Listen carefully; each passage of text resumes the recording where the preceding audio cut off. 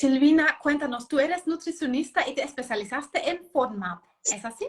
Sí, bueno, hola a todos. A medida que vayan llegando, les cuento que sí, yo soy nutricionista y a lo largo de todos estos años me fui especializando en nutrición clínica y orientándome de a poco hacia gastroenterología.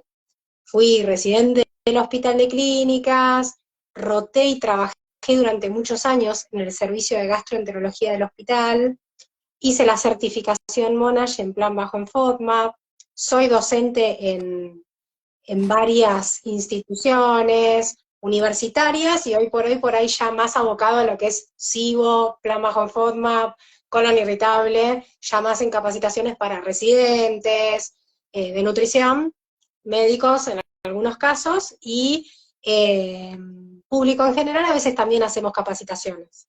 Súper genial. Y hoy vamos a hablar sobre este tremendo tema, la dieta FODMAP, que es súper interesante por aquí para normalmente todas las personas. Ahí vamos a Muy de hacerte moda, varias preguntas. muy de moda. Muy de moda. Muy de moda, al menos acá en Argentina es como que, a ver, muy de moda el concepto es que surgió, se empezó a conocer y obviamente con las redes, esto empezó a generar intriga, también resuelve varias situaciones gastrointestinales, entonces es una opción terapéutica que surge mucho frente a diferentes patologías o situaciones, y hoy por hoy, como pasa creo que con todas las temáticas, surge y la gente se empieza a interesar y ya la conoce mucho más. Por ahí cuando yo empecé a trabajar con la estrategia, que fue hace muchos años, tipo, nadie sabía un ¿Cuándo poco, viste, empezaste? de qué es. ¿Empezaste cuando era nuevo? Porque no tiene tantos años. Claro, ponele, cuando yo me recibí de nutricionista en el 2012, Ujú. cuando yo rendí la residencia y entré en el 2013. Ya. Cuando vos entras, porque no es lo primero que ves, es gastroenterología tipo de lleno, digamos que es algo que ves al segundo año de residencia. Ujú. Y yo tenía una compañera que en ese momento era como muy, ¿cómo se dice?, precursora del tema, Ujú. y que ella ya me lo empezaba a contar, tipo, no, porque hay una estrategia que se llama la dieta FODMAP, y qué sé yo, yo decía, Ujú. ¿de qué se trata? ¿Qué onda? Tipo, no sabíamos, en la facultad tampoco te lo explicaban. Claro. Y en el 2014, cuando empecé a trabajar ya, a rotar en gastroenterología, ahí la conocí, pero no conocía la Universidad de Monash. O sea, yo, Argentina, trabajaba con las herramientas que tenía y con lo que iba captando un poco de PubMed o de fuentes avaladas científicamente sobre la estrategia. Ujú. Y ahí la empecé a trabajar, pero no la trabajaba como por ahí Monash, que es la universidad que crea la estrategia, que te lo planteaba. Porque es tan Primero, nuevo también, ¿cierto? No era tan conocido. no, nadie conocía. O sea, yo cuando le decía, bueno, vamos a hacer un plan bajo el FODMAP, la gente me miraba como, ¿qué es eso? De qué Hasta me hoy, estás hablando? en parte, Hasta sí. hoy, pero hoy, como vos tenés tipo Instagram y tenés un montón de cosas, ya la gente, Ya, ya. ya sola, te dice, vos sabés que escuché sobre tal cosa, Sí. entonces están mucho más informados. Uno, creo que en todos los ámbitos, como paciente o desde el rol de paciente, está mucho más informado en un montón de temas. No sé si te pasa a vos con las personas con las que trabajás, de que ya no es antes que no tenían idea de nada. No, no, no, típicamente ya se informaron bastante, ¿cierto? Igual, antes de todo, aclaremos rápido qué es la FODMAP y para qué ayuda para las personas que leen FODMAP y están como, ¿qué es eso? Bueno, FODMAP es un acrónimo, ¿sí? La palabra FODMAP, que significa F, está en inglés, la F de fermentables, la O de oligosacáridos, la D de disacáridos, la M de monosacáridos, la A es de I en inglés y la P es de polialcoholes.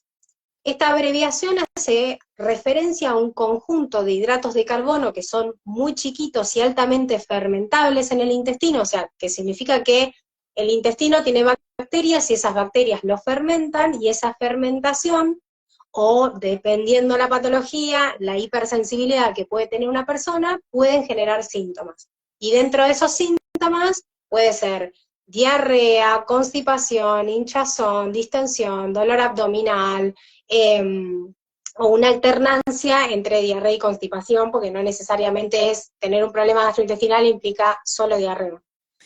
¿Para qué Eso. se usa? Tiene muchas aplicaciones, La realidad es que la estrategia inicialmente se pensó como para enfermedades inflamatorias intestinales y después se empezó como a ver que tipo, che, no, pará, tiene más aplicaciones y vemos que esto va bien en colon irritable. Hoy por hoy, así como pasó con eso, SIBO, sobre crecimiento bacteriano, Exacto. productor de hidrógeno, productor de metano, porque eso también eh, sabemos que contribuyen a la fermentación y por tanto podría tener aplicación, de hecho la tiene y tiene re buenos resultados en este tipo de situaciones. Es decir, es para Y más personas, más que solamente colon irritable, SIBO. Es básicamente para todo lo que es digestión. yo creo que ahí ya no lo tomaría como algo tan generalizado de que todo lo que, cualquier problema gastrointestinal lo vas a resolver con un plan bajo el fondo. Ujú, ujú. Porque, por ejemplo, una persona que tiene celiaquía, ojo, yo leí hace poco un artículo que hablaba de que las personas que tenían celiaquía, esto es muy verde, chicos, tómenlo con pinzas, pero que decía que aparentemente las personas con celiaquía, como también tienen predisposición a tener sobrecrecimiento bacteriano, ¿sí? Por los patrones alimentarios hasta que se los diagnostica, Ujú. que se verían beneficiadas de un plan bajo en forma. Esto es recontra tomado con pinzas, no significa que tienen que hacerlo ni nada por el estilo, ¿sí? Exacto. Pero creo que como orientación, creo, o al menos desde mi experiencia personal, lo que te puedo decir es que tiene una estructura de aplicación protocolar que a Ujú. la persona, independientemente del tipo de situación que esté atravesando, esa estructura como que le ayuda mucho a darse cuenta qué tipo de intolerancias Está bien. tiene. Ujú, ujú. ¿Entendés? Y que si hablamos por ahí, nivel general, sí es cierto que muchas patologías digestivas pueden, y obviamente que impliquen un problema a nivel intestinal, van a generar, obviamente, intolerancias. Por ahí no va a ser algo que vas a aplicar en un paciente con pancreatitis, por Ujú, ejemplo, ujú, porque ujú. no tiene mucho gollete o vuelta, digamos, aplicar ese tipo de estrategia. Es decir, como para resumirlo, los FODMAPs son, o sea, alimentos altos en FODMAPs son los alimentos que son más probables de causar síntomas digestivos y en esa dieta FODMAP los bajamos. ¿Se puede decir así? Ponele, sí, yo a veces cuando hablo con los pacientes lo que les explico es que para mí los alimentos son un conjunto de componentes, Ujú, ujú. porque esto pasa mucho con el tema de, bueno, la confusión entre fructanos de cereales y gluten, ¿no? Entonces, donde vos tenés un alimento que en realidad tiene dos componentes que potencialmente podrían generar un problema dependiendo de la situación en la que estés. Entonces, son un conjunto de componentes y hay algunos alimentos que tienen componentes que no son tan convenientes para ciertas Ujú, situaciones. ujú, Por ahí lo ujú. planteo de esa manera para no vetar las cosas y no ponerlas tan en, no, prohibido. Lo único que sí está prohibido, obviamente, y tenemos recontra en claro, es que la persona que tiene celiaquía tiene prohibido gluten de trigo, avena, cebada y centena. Pero el resto yo creo que también tiene que ver con que, por ejemplo, si vos tenés colon irritable, vos podés tener una intolerancia asociada a los FODMAP y podés tener problemas con los 8 FODMAP, con 7, con 5, con 3, con 2, con 1. Y eso no significa que el resto de los FODMAP a vos te hacen mal. Ujú. Para eso está el protocolo, que obviamente seguro ahora me vas a preguntar, pero Sí. de qué se trata. Eh, pero básicamente sí tiene que ver con eso, de que al final la persona termina dándose cuenta, bueno, che, al final no son los 8, mi problema pasa por este y en esta dosis. Es como un descarte, ¿cierto? Porque esa dieta no es que te quedas ahí con, sé que tienen diferentes fases y ahí mismo el paciente puede usarlos para ir descartando, viendo sus tolerancias para liberarse, ojalá, los síntomas. Claro, o sea, el plan bajo en FODMAP o la dieta baja en FODMAP en realidad es un protocolo. Ujú. Y ese protocolo tiene 3 etapas. La primera Tres. etapa es donde uno restringe los alimentos que son altos y moderados en FODMAP, Ujú. ¿sí? De cada grupo alimentario. ¿Y cuál va a ser el objetivo de esa etapa? Que los síntomas disminuyan, que la evacuación empiece a normalizar, que la hinchazón, la distensión, el dolor abdominal empiece a reducir. Esto no va a pasar de un día para el otro, no es que como yo hoy empecé un plan bajo en FODMAP, mañana voy a ir de cuerpo Bristol 4, no me va a doler la panza y voy a estar perfecto. Pero sí es cierto que a medida que avance el tiempo y vos sostengas la estrategia, te vas a empezar a sentir mejor. Hay un porcentaje, igual, que quiero aclarar, que corresponde más o menos a un 20% de personas que tienen colon irritable y que, por ejemplo, no mejoran con un plan bajo en FODMAP. ¿Y Sí. por qué? Y no hay por qué. No tenemos respuesta desde el punto de vista nutricional para decir, mirá, no estás respondiendo porque se hizo mal el plan alimentario, porque estás incluyendo algo que no va, o porque está mal confeccionado el plan. A veces el plan está re bien hecho, la persona hace todo y no Como mejora. que de repente puede influir el estrés también en eso, ¿no? Sí, obviamente, porque a ver, si nosotros hablamos de colon irritable en particular, y también se está viendo que en sobrecrecimiento bacteriano pasa, a ver, siendo muy generalista, todos tenemos una conexión entre el cerebro y el intestino, tenga colon irritable o no lo tenga.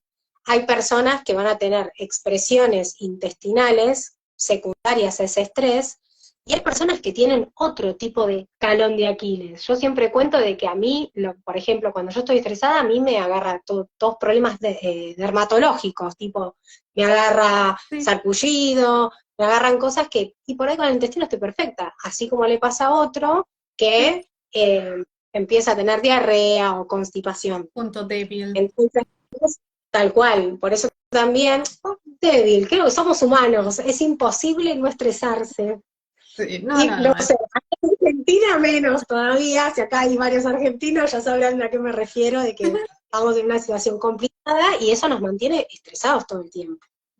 Y ese estrés, obviamente, que va a influir en nuestra situación intestinal. Y si encima a eso le sumo que tengo colon irritable, esa conexión está un poco alterada, en el Sí. sentido de que, como yo tengo como yo el cerebro percibe estrés todo el tiempo, envía esas señales de estrés al intestino, donde también sabemos que tenemos neuronas distribuidas a lo largo de todo el tubo digestivo, y esas neuronas no lloran, pero te juro que se expresan igual. O Sí. sea, por ahí esa neurona no puede expresar una emoción, pero sí va a generar hipersensibilidad, y esa hipersensibilidad va a terminar dando, por ejemplo, un dolor sobreexagerado frente a un estímulo que por ahí a otra persona no le pasa. Exacto. Y si ahora nos vamos, por ejemplo, a las fases de la dieta FODMAP, o sea, en primer lugar, esa dieta FODMAP las personas la pueden hacer directamente en casa, es muy compleja hacerla ahí, las personas ahí mismos, ¿entiendes? O sea, entiendo que la pregunta es si lo pueden hacer solos. A ver, es una pregunta compleja, pero en el sentido de que para mí siempre el rol del nutricionista va a ser clave para guiarte y asesorarte en cuanto a qué se puede consumir y qué no. Uno puede bajar una lista de internet en cuanto a, bueno, FODMAP sí, FODMAP no. Pero al menos como yo digo las cosas, uno no es una computadorita, ni tampoco es, bueno, como esto y esto no lo como y ya está, porque el mes es largo, siempre le digo lo mismo a mis pacientes, el mes es largo y te empiezan a surgir situaciones que tenés que saber cómo manejar, y que por ahí eso en el abordaje de una consulta es medio difícil, ¿no? Entonces, por otro lado tenés el tema de que las listas que se encuentran en internet por ahí no están tan bien confeccionadas porque ¿Con tienen listas errores. diferentes por ahí? Hay muchas listas distintas y por ahí hay muchos errores. Yo, como autocrítica, antes cuando no había hecho Monash, ¿sí? Y no usaba la base de datos que ellos Sí, tienen, pero no hay una lista utilizaba. oficial. Monash lo que tiene es, ellos en el laboratorio analizan todos los alimentos y determinan qué tipo de FODMAP tienen y como que establecen como un sistema de semáforo. Sí. Tipo rojo alto, amarillo moderado, verde no tiene cantidades significativas. Y en base a eso hicieron una aplicación, que es la aplicación de Monash, que eso lo puede bajar cualquiera y que la puede tener. ¿Sí? Y ahí ver todos los alimentos, por lo menos certificados de que vos sabés que eso se estudió en un laboratorio y es así. Exacto. Pero también lo que pasa, y que me imagino que vos que trabajás con enfermedades inflamatorias también lo sabrás, que no es solo una cuestión de, bueno, te saco los FODMAP y ya está. Hay otros factores que también van a alimentarios, ¿eh? En el caso de colon irritable o en el caso de sobrecrecimiento bacteriano, que también van a influir en la alimentación. A saber, grasas, almidones, hidratos de carbono en general. Después hay que tener en cuenta la sintomatología de base, porque no es lo mismo que yo tenga. Incluso, ¿cierto? Son tantas cosas. Pero volviendo a ponerle al tema síntomas, no es lo mismo que yo tenga colon irritable con tendencia a la diarrea y que tenga colon irritable con tendencia a la constipación. Porque, por ejemplo, yo voy a Monash, yo siempre digo lo mismo de que para mí no hay que casarse con una sola cosa o una sola estrategia. Uno tiene que buscar diferentes afluentes y después confeccionar algo que sea más elaborado. Sí. Entonces, la espinaca o la selga son bajas en FODMAP.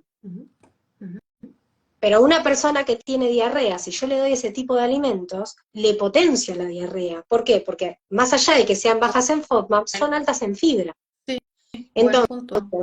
entonces, si yo bajo la aplicación, yo paciente, no tengo idea de nutrición, nada, me bajo la aplicación y digo, bueno, esto lo puedo comer, esto no, esto lo puedo comer, esto no, listo, me anoto todo lo que puedo comer y me armo un plan bajo en FODMAP. Pero hay un montón de otros factores que por ahí al menos yo tengo en cuenta en una elaboración de un plan, que tienen que ver con estas cosas, que son estímulos intestinales. La grasa es un estímulo intestinal, por ejemplo. Entonces, claro, todo eso hay que evaluarlo, lo tenés que evaluar, porque por ahí, por ejemplo, no sé, pongo otro ejemplo. Si vos tenés constipación, las grasas son un estímulo intestinal. Siempre digo lo mismo, que pueden jugar a favor o pueden jugar en contra. Si te juegan a favor y vos tenés constipación, vas a comer cosas con grasa aptas, me refiero a bajas en FODMAP, pero recontra altas en grasa, y vos vas a evacuar mejor. Pero también puede pasar que en realidad te jueguen en contra porque ralentizan la liberación de gases. Entonces vos comés algo con grasa, te llenás de gases, no los podés eliminar, te hinchás, te distendés, te da la panza, y la persona dice, che, pero yo comí todo bajo en FODMAP, yo me hice una hamburguesa con el pan apto, le puse carne picada especial, y le puse cheddar, que el queso no tiene lactosa, y le puse panceta, que la panceta no tiene FODMAP. Claro, sí, bueno, pero estás comiendo una carga de grasa re alta. Vamos a poner entonces como aviso antes de entrar en las fases y los alimentos prohibidos, permitidos, que por supuesto que cada uno tiene que tomar en cuenta sus tolerancias. Si algo empieza los síntomas, probablemente no sea recomendable en ese caso, ¿cierto?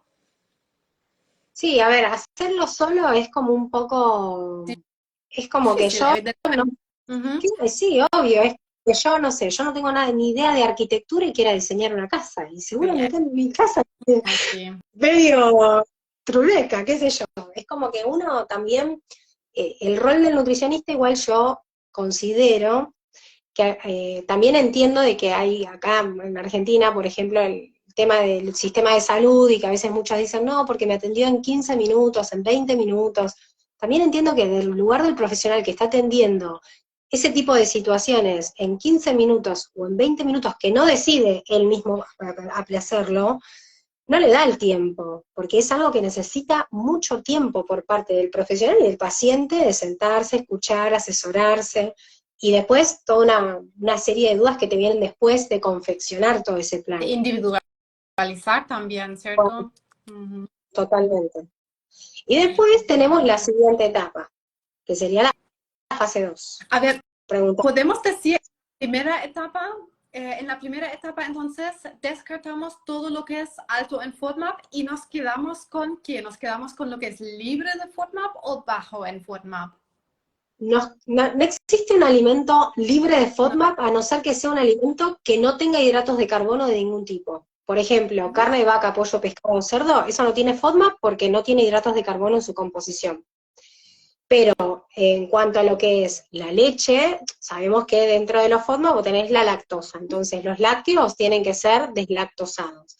Y acá hago una aclaración con respecto a los quesos, porque esto siempre surge. Sí. Hay quesos que tienen lactosa y quesos que no tienen lactosa. No todos los quesos tienen lactosa, ¿sí? Si los quesos te caen mal, te pueden caer mal porque tienen mucha grasa. por ejemplo. Ujú. Y otra cosa que hay que tener en cuenta es que hay un concepto que se viene también trabajando hace un tiempito, es que está lo que se llama, se conoce como intolerancia a la leche, que no es lo mismo que la intolerancia a la lactosa. La Cuando vos, caseína, ¿cierto? Ujú. exactamente, Ujú. como hay dos tipos, con las mutaciones de vacas hay dos tipos de caseínas, la A1 y la A2, Ujú. en la A1 se vio que esas caseínas generan beta-casomorfina, que es un compuesto que estimula los receptores del dolor. Ujú. Entonces, una persona puede consumir lácteos deslactosados y seguir sintiéndose mal. Y eso es algo que hay que analizarlo. Muy común, sí. Entonces, pero yendo solo a FODMAP, perdón, pero yo a veces me voy por las ramas y no me doy cuenta. Entonces, Ujú. la leche tiene que ser deslactosada, los yogures tienen que ser deslactosados, los quesos no tienen que ser quesos untables o ese tipo de cosas, como ricota, por ejemplo, porque tiene, ¿cómo Para se hacer, llama? Lactosa, ¿cierto?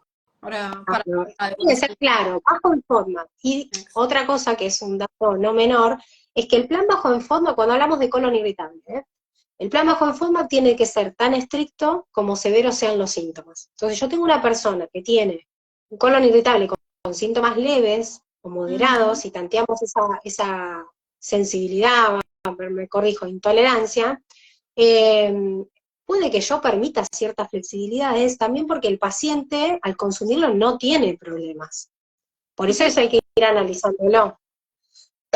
Después, por ejemplo, en verduras, las verduras se incluyen y se evalúa la sintomatología que tenés de base, o sea, si tenés constipación o si tenés diarrea, o si tenés muchos gases o distensión, y se bajan los FODMAP, o sea que se evalúa fibra y se evalúan FODMAPs.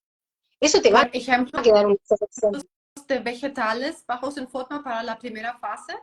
Y, por Sí. ejemplo, depende, porque hay porciones, porque, por ejemplo, tomate yo lo incluyo, pero tiene una porción determinada. Ujú. Zapallo tipo cabutia también se puede.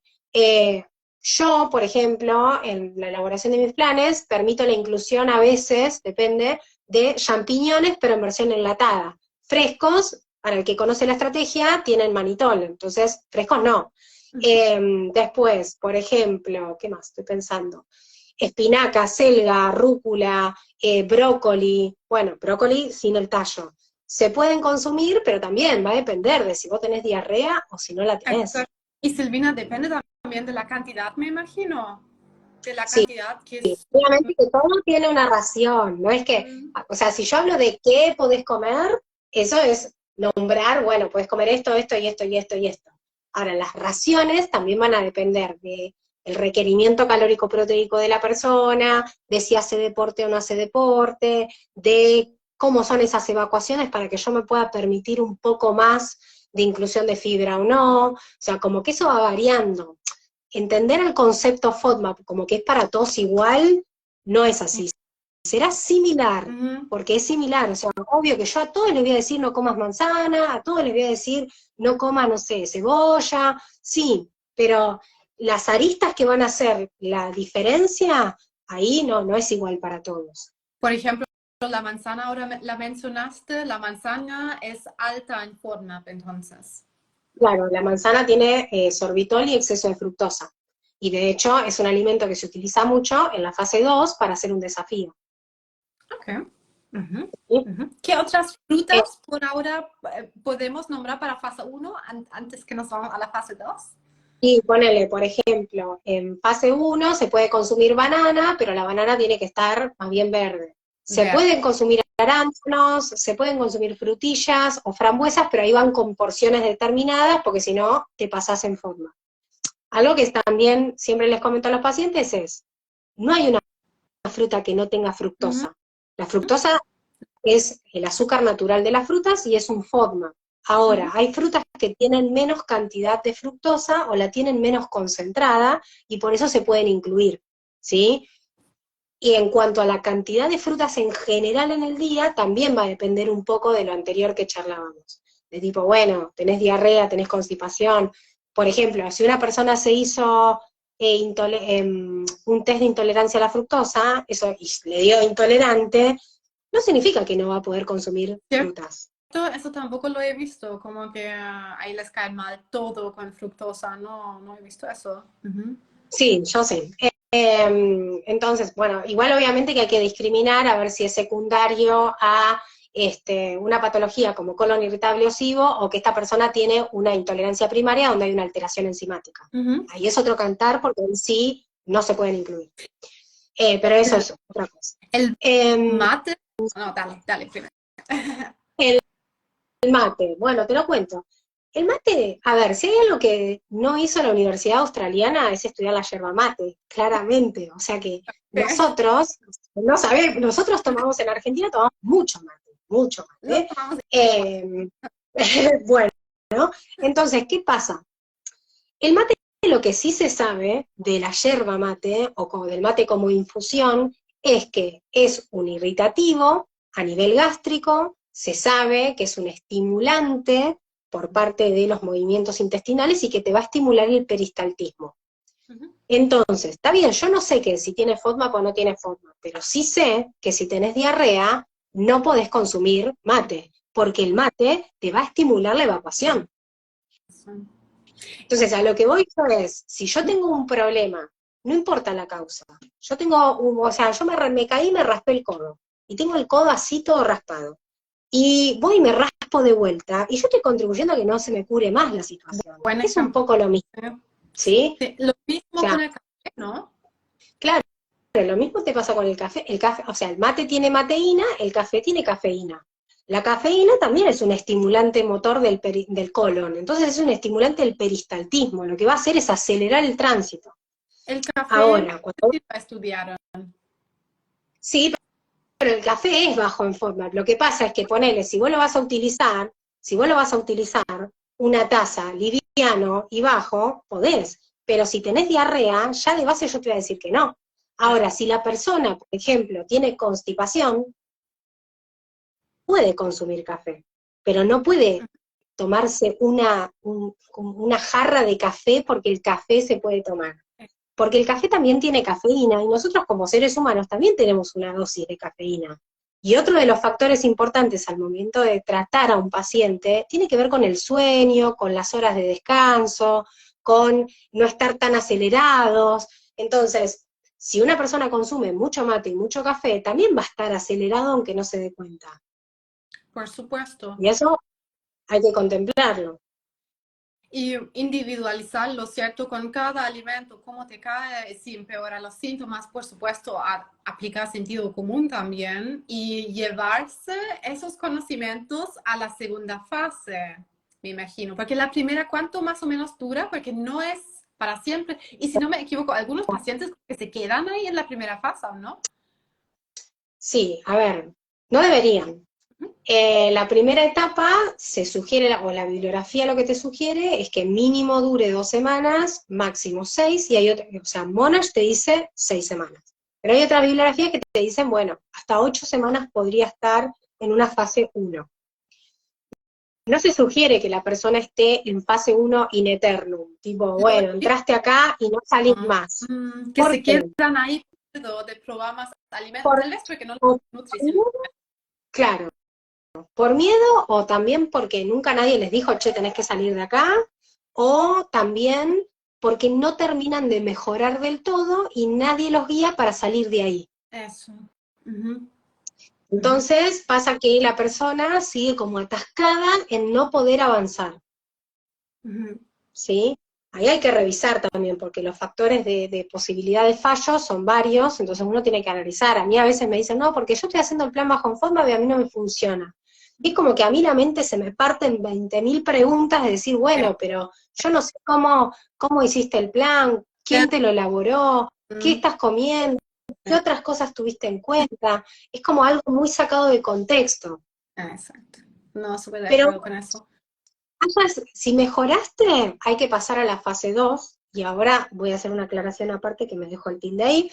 Hay que pasar a la fase 2, y por el otro lado, si no mejoraste, quiere decir que no importa lo que vos saques, porque evidentemente no te modificó que vos, saques estas cosas. Sí. Entonces, evidentemente, que vos las incluyas, no te va a alterar tampoco. Pero lo que hay que tener en cuenta ahí es, bueno, aprovechar esa instancia instancia para analizarlos igual y para ver si aún así vos al consumirlos no empeorás. Exacto, Pero tiene exacto. que ser guiado porque si no la persona se pierde, porque tiene mucho que analizar. Hay que hacerlo con estrategia. Entonces, se Claro, agregan alimentos en esa fase 2. Por ejemplo, ¿qué es? claro. En la fase 2, lo que uno hace es, no se agregan alimentos, se desafían y se analizan alimentos. Entonces, se preestablecen desafíos, esos desafíos, los tiempos, las Ya. cantidades, las semanas, van a depender porque hay diferentes maneras de hacerlo. Una de las formas es que vos digas, bueno, vas a hacer un desafío por semana, en 3 días consecutivos y en cantidades crecientes. Esa Como, cantidad creciente varía como es según el alimento. Perdón, ¿cómo es Claro, uno nuevo en 3 días o uno nuevo por semana o cómo es? es así. Son 8 desafíos. Ujú. Cada desafío se hace uno por semana. Ok. Ujú, ujú, Eso te queda una estructura que vos haces 3 días de prueba de un alimento donde vas aumentando la cantidad ujú. y te quedan en el medio 4 días de descanso para analizar. Porque también lo que se sabe es que el intestino podría expresar síntomas hasta 72 horas después. Ujú. ¿Es raro? Sí, pero que puede pasar, y entonces ante la duda tenés que dejar 3 días en el medio. Ujú.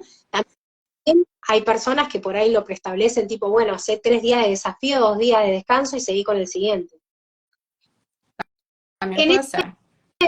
en ese desafío vos lo que haces una porción chica el día 1, una porción moderada el día 2, una porción grande o alta en FODMAP en realidad el día 3. Y analizas distintos parámetros, ¿Y esos ¿sí? son alimentos que ya son un poco más altos en FODMAP entonces?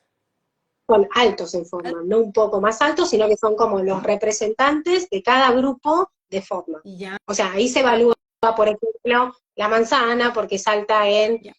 sorbitol y fructosa, se evalúa la miel porque tiene exceso de fructosa, se evalúa el trigo, el pan, los fideos, esas cosas porque son altas en fructanos de cereales, la cebolla, por ejemplo, porque es alta en fructanos de vegetales, la leche por la lactosa, y así se va haciendo uno por uno. Exacto. Y ahí, A lo largo de todo este tiempo, y perdón, y acá me había hecho un tilde yo mental para no olvidarme de una cosa, porque acá la mayoría se preocupa y me dice, no, porque yo hace mucho tiempo que estoy en fase uno y yo ujú, no salgo de acá. Y hay una realidad, hasta que vos no termines de evaluar todo, vas a seguir en fase uno, nada más que estás fase uno con manzana, fase uno con palta, fase uno con trigo, fase uno evaluando cada uno. Porque si vos vas incorporando lo que ya evaluaste, en realidad las condiciones del segundo desafío no van a ser iguales al primero. Y cada FODMAP tiene que estar evaluado en las mismas condiciones. exacto.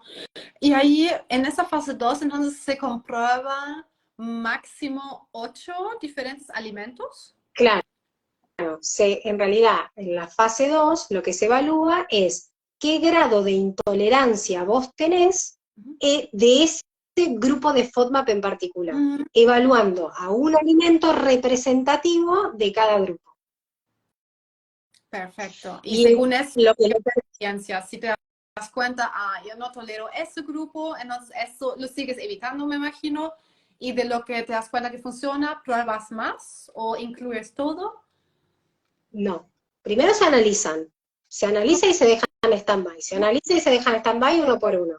La persona lo que empieza a darse cuenta es si lo tolera, si no lo tolera, si no lo tolera, qué le genera, qué síntomas le genera y a partir de qué dosis. Porque vos estás haciendo una dosis baja, una moderada y una alta. Perfecto. Entonces, se da cuenta, a ver si, mirá, ponele, no sé, a mí el pan, el trigo me cae bien, pero a mí no me cae bien comer tipo 2 rebanadas de pan en desayuno y 2 rebanadas de pan en merienda. A mí me cae bien comer una, y el resto no incluyo trigo, porque me empiezo a sentir mal con el correr de los días. Todo eso se analiza después a lo largo de la fase 2 se van haciendo todas estas cosas y en la fase 3 es donde con toda esta información recolectada uno puede hacer o diagramar un plan alimentario adaptado a esa persona, Ujú. a ese intestino. Ujú. ¿sí? Y ahí es donde surge la personalización de Exacto. la factura. ¿Y ahí siguen probando las cantidades o ya No, se incluye? ahí, claro, ahí, en base a lo que vos evaluaste, entonces preestablecemos ya cuáles son las cantidades que vos tolerarías y podrías consumir sin tener nada de síntomas, o tener, no sé, gases, y que vos me digas, esos gases son tolerables, me los banco y lo como, y no hay problema. Y se diagrama el plan que deberías hacer de aquí en adelante. De tu dieta personalizada, con tus tolerancias Claro, personalizadas. Ujú. exactamente. Y después, ponele, si vos tuviste algún alimento que no tuvo buenos resultados, no sé, probaste las lentejas y día uno ya te empezaste a sentir mal, Ujú. diarrea, dolor abdominal. Bueno, entonces esos alimentos que tuvieron malos resultados, no es que se ponen en una lista negra, no los como nunca más porque esto me hace mal y hace 20 años que no como lentejas porque lo probé y no me acuerdo, no me Justo van más. esa es una pregunta que hicieron en la caja de preguntas. ¿Qué pasa si no logro incluir mucha cantidad de lentejas? Ujú. Bueno, no lo había leído, pero, o sea, a mí le tenés que dar tipo tiempo, o sea, ponele, se esperan de 4 a 6 meses, uno lo que apuesta es que si vos diagramamos un plan alimentario personalizado, completo, porque va a incluir todos los grupos de alimentos, si bien la legumbre, la lenteja en sí misma no se pueden evaluar adaptaciones o reemplazos, que sé que era una pregunta que tenías en el tintero de tema de reemplazos, que hay alimentos que tienen versiones más reducidas en FODMAP. Esto no es el ABC y a todo el mundo le tiene que caer bien porque esto está reducido en FODMAP. Hay que probarlo y hay que analizarlo. Como Entonces, que, por ejemplo, hay como aceite de ajo, ¿cierto? O no sé si hace el referencia al aceite aceite de ajo de infusionado es un ejemplo. Ahora te cuento de eso. Entonces, ponele que vos hiciste los desafíos, armamos el plan, todo, pero las lentejas fue un grupo de galactoligosacáridos, que es lo que tienen que no lo vamos a incluir. No solo nos incluyen lentejas, sino van a quedar un grupo de algunas cosas medio vetadas. La sugerencia es que de acá a 4 o 6 meses vos vuelvas a repetir ese desafío para ver cómo te cae. Y que repitas la misma situación. No hace falta que hagas una consulta guiada, que lo haces, porque también el paciente va aprendiendo cómo hacerlo y qué analizarlo. Si no Sí, necesita, obvio, pero si no lo puede hacer solo. ¿Por qué? Porque uno lo que confía es que a lo largo del tiempo, a medida que vos sostengas ese plan alimentario, que incluye diferentes grupos de alimentos, que ya no tiene restricciones innecesarias, ya no tiene cosas que sacaste porque sí, porque leíste, porque te dijeron, lo que sea. Esa microbiota también va a empezar a mejorar con el tiempo. Y esa importante. tolerancia a largo plazo también va a mejorar. Ujú. Entonces, como las intolerancias alimentarias secundarias a este tipo de situaciones son dinámicas y van cambiando con el tiempo, se espera que tal vez dentro de 6 meses, cuando vos los evalúes, eso se haya modificado. Puede que no. Sí, ¿eso significa que vos hiciste algo mal? No, significa que evidentemente no lo tolerás y habrá que esperar un poco más. Me gusta ese punto porque con colon irritable muchos creen que hay toda su vida se tienen que irritar con todo tipo de cosas, pero también el intestino se fortalece. Podemos volver a probar Tal varias cosas. cual, ¿no? Pero ese fortalecimiento va a depender mucho de cómo te alimentes, de aquí en adelante. Porque si yo me siento bien y de buenas a primera, bueno, me como una hamburguesa con papas fritas y esto todas las semanas y dejo de comer verduras y frutas que me hacen bien y empiezo como a sumar cositas que tal vez no salían tan convenientes y la microbiota no se termina de Eh, recomponer, digamos. exacto. Pero ese comienzo lo encuentro súper específico, súper valioso, porque no demora tanto, ¿cierto? Dijiste, ok, digamos máximo 6 semanas la primera fase, más 8 semanas la segunda, y la tercera ya es como que la llevas de Son ahí. 3 meses.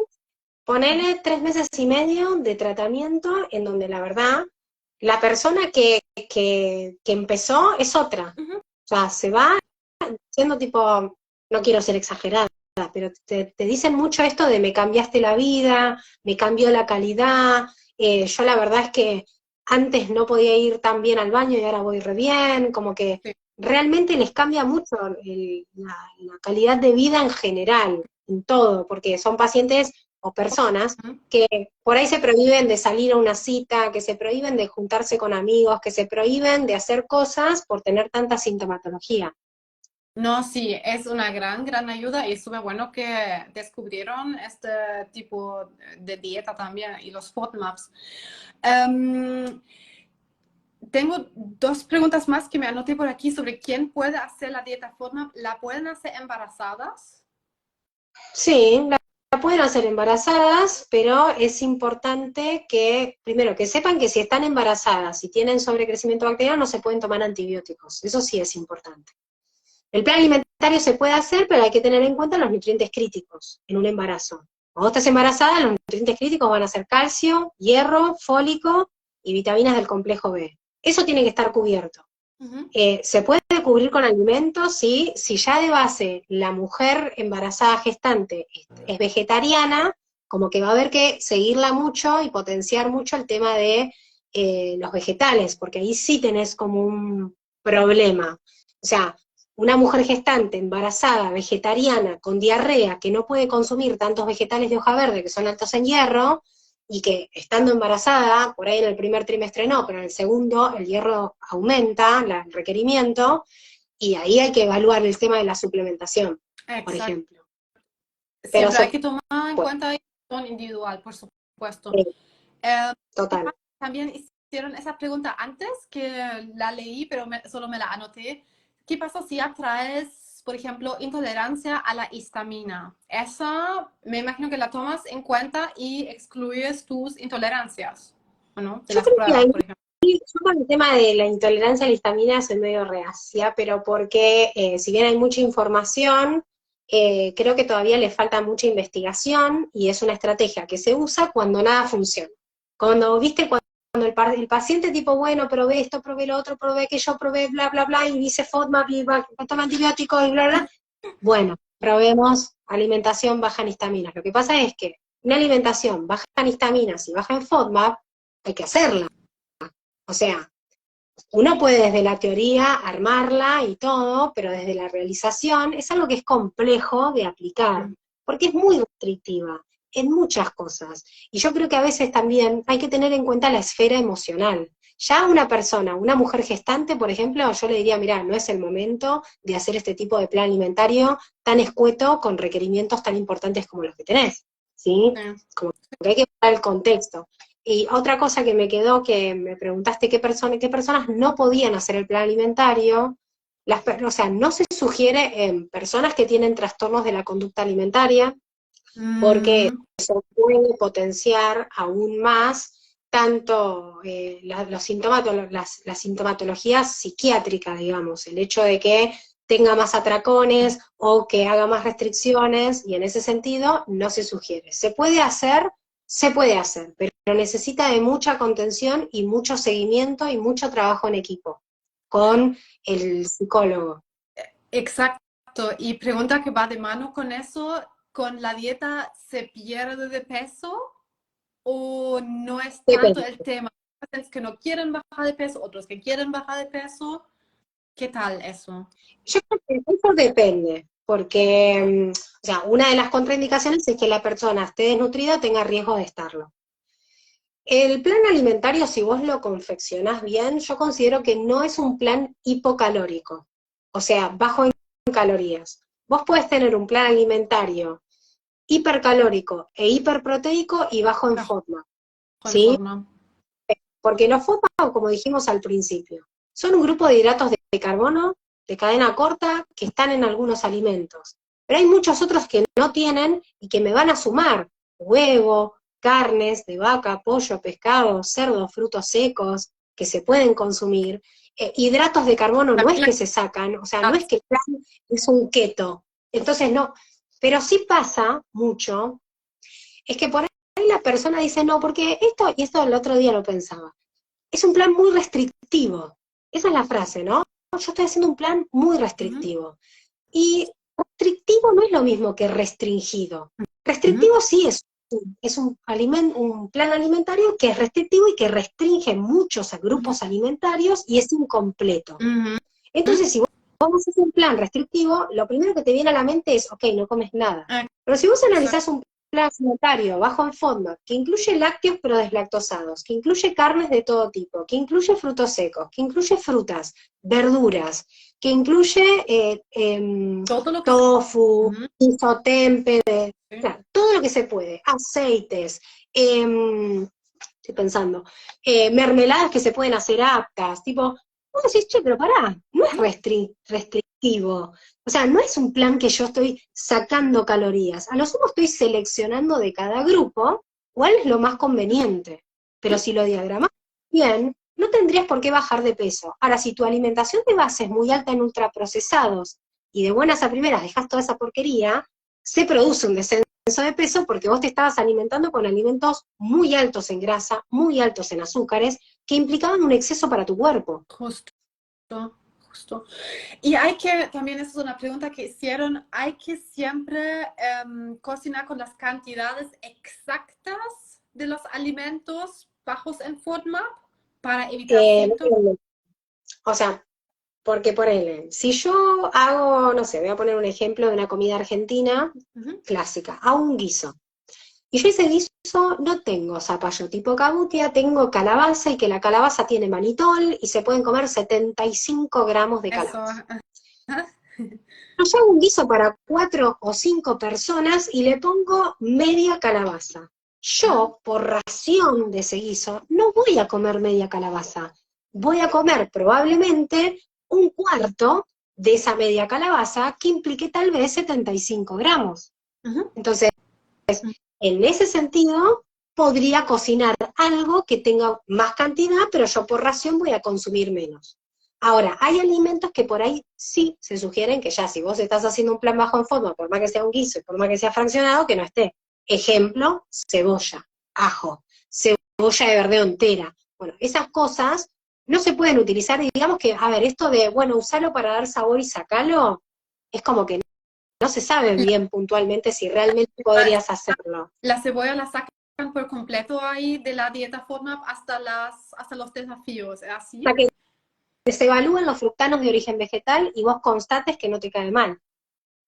Exacto. Ahora, el aceite infusionado que vos me preguntabas, que es un aceite de oliva, el que le dicen, bueno, ponele ajo, ponele romero, ponele cosas y tiene sabor a ajo, pero vos no estás comiendo ajo, No, estás cierto. usando el sabor. Entonces, en ese sentido, y aparte se estima también la porción de aceite que vas a utilizar, no es que vas a hacer ¡buah! Así con aceite. Es bueno tener esas opciones, sí. Tengo dos preguntas más anotadas por aquí que hicieron en la cajita de preguntas. Una es si Sí. influye la hora a la que comemos, o sea, ahora en relación a la dieta FODMAP, ¿cierto? No sé si hay reglas para eso. No, no hay reglas para eso, no hay recomendaciones para eso, pero sí es cierto que yo por ahí leí una sobre el tema del ayuno intermitente. Ajá. Si es sí o no. Yo mi sugerencia con el tema del ayuno intermitente nunca lo generalizo Mm. porque hay que ver a quién tenés adelante y hay personas que se pueden bancar un ayuno y hay personas que no. Hay Ujú. personas que tienen una situación patológica de base que hacen que el ayuno no sea tan conveniente como por ejemplo un diabético que utiliza insulina o que utiliza un hipoglucemiante. No puede hacer ayuno porque le va a dar una hipoglucemia que lo puede matar. Pero en el caso de, por ejemplo, una persona que decide incursionar un poco en el ayuno intermitente, tiene que ser intuitivo. Uno se tiene que sentir bien, o sea, por estar en ayuno, no sentirse mal, que le baje la presión, que le baje la glucemia, que se sienta descompuesto, que le duela la cabeza, que eso no es intuitivo. Ahora, ¿el Exacto. reposo digestivo es bueno? Sí, es bueno. Obvio que sí. Pero ese ayuno a vos también te tiene que hacer bien en otros factores y no detonar otras cosas. ¿Sí?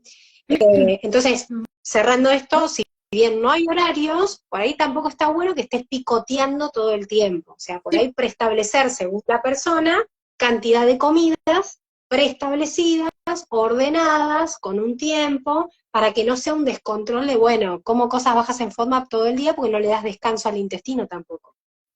lo preguntaban porque preguntaban si influye en las tolerancias si comemos algo en diferentes horarios, si ahí se cambia la tolerancia de los No, mira, alimentos. con esto voy a ser muy simplista. Pero el intestino no es que dice, ah, bueno, son las 9 de la mañana, entonces me va a caer mejor que a las 9 de la noche. Obviamente que hay una regulación hormonal que está dada por el cuerpo, que tiene que ver con la noche y el día, y obviamente esas hormonas a medida que se está haciendo de noche empiezan a reducirse, pero la realidad es que no es que hay un horario para tolerar mejor la manzana, Ujú. digamos. Exacto. Y la última pregunta, que es tal vez más específica, pero preguntaron por el SIBO y Sí. si es posible hacer solamente la dieta FODMAP y así evitar el tratamiento con antibióticos. Depende, ahí te diría que depende, porque tengo pacientes que, ponele, han empezado el plan bajo en FODMAP y todas las estrategias que hablábamos antes y mejoraron un montón, y que por X motivo no han tomado los antibióticos, sea por deseo o porque no lo conseguían y demás, y mejoraron un montón y ya no tiene mucho sentido tomar antibióticos si vos con tus cambios alimentarios te sentís mejor. Ujú. Pero es muy variable, como que uno no puede generalizar esas cosas, porque también hay una realidad con este tema de que hay sobreinformación de muchas cosas. El plan bajo en FODMAP no fue un plan que se elaboró para pacientes con sobrecrecimiento bacteriano, sino que los investigadores y nosotros como por ahí efectores de esos planes nos empezamos a dar cuenta de que también funciona, de que es algo que contribuye a bajar la fermentación y que obviamente se puede utilizar.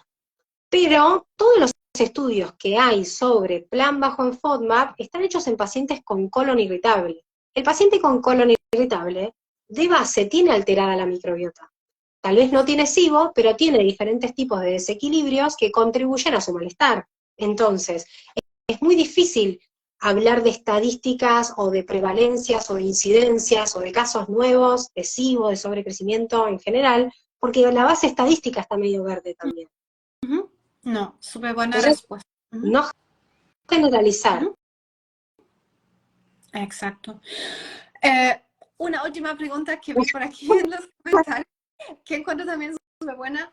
Eh, hay ciertas combinaciones de alimentos que no se pueden hacer, alimentos FODMAP, altos en FODMAP, bajos en FODMAP, que no se recomiendan combinar, o es más uno por uno. Estoy pensando. A ver, no es que no se recomiendan combinaciones de tal o cual forma. Cuando estás en fase 1, no se sugiere ninguno.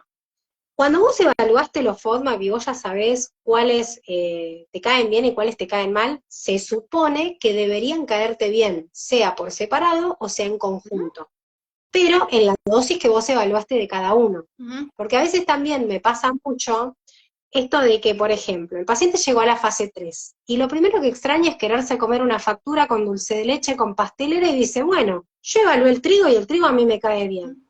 Yo evalué la miel y el exceso de fructosa me cae bien. ¿Por qué no comer una factura? Claro, pero ahí estás comiendo grasa, azúcar, exceso de glucosa, o sea, Ujú. como que hay un conjunto de Ujú. combo que por ahí te cae mal, y vos Ujú. no evaluaste una factura, vos evaluaste fideos o pan, evaluaste miel, que son cosas re sencillas desde el punto de vista molecular y alimentario para metabolizar. Entonces, eso también, como al momento de incluir cosas, hay que ir de a poco. Y siempre individualizar. Eso yo creo que nos podemos llevar de que cada uno se quede con Bien, sus aprendizajes, ¿cierto? Que sí. no hay uno u otro, pero la dieta lo hace bastante bien ahí en dar una estructura. Después cada uno se queda con sus aprendizajes, ¿cierto? Sí, tal cual. Tal cual. Yo creo que, si bien a veces me pasa de que por ahí hay personas que vienen y me dicen, no, porque yo fui a X nutricionista y no me dio algo personalizado. Ujú. Y es un poco lo que decía al principio. O sea, la personalización se logra en la última etapa. No es algo que se va a obtener desde el inicio. Desde el inicio uno lo que hace es aplicar la estrategia FODMAP, aplicar en base a la sintomatología, esto de evaluar las grasas, evaluar almidones, evaluar otro tipo de proteínas, y eso, en base a los resultados de esa evaluación, uno va como personalizando de a poquito el plan. ¿Sí? Exacto. Súper bueno. No, muchas gracias, Silvina, para darnos tanta. Yo creo que varios se dieron cuenta que es un poco difícil llevar a cabo así por sí solo en la casa, pero eso también es la meta, que uno lo haga con un profesional, que no se quede ahí como dando vuelta, sin dudas. No sé si tú atiendes. Sí, yo, bueno, te meto el chivo. Si les interesa, yo en mi Instagram tienen un link, que ese link te lleva a mi página web, y en esa página web pueden sacar turno. Mira. Yo atiendo pacientes con todo tipo de patologías digestivas, porque no solo trabajo con colon irritable o SIBO, sino con pancreatitis, con cáncer, resecciones intestinales, enfermedades inflamatorias y demás, desde el tratamiento nutricional. ¿Y qué más?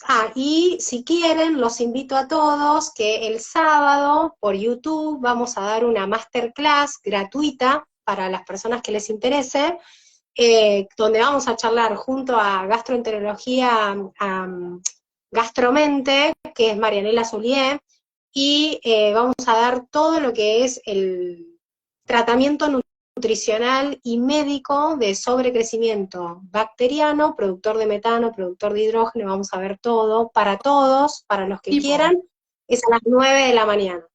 Así que, si quieren sumar, se suman, que es gratis. Dejamos, por supuesto, la invitación que vayan a buscar ayuda, los que necesiten ayuda con la dieta FODMAP. Y bueno, muchísimas gracias, Silvina. Voy a dejar guardado esto porque va a ir ayudando a bastantes personas. ¿Te parece? Dale, muchas gracias por invitarme y cuando quieras hacemos otro vivo. Eso, un gran abrazo. Gracias, chao.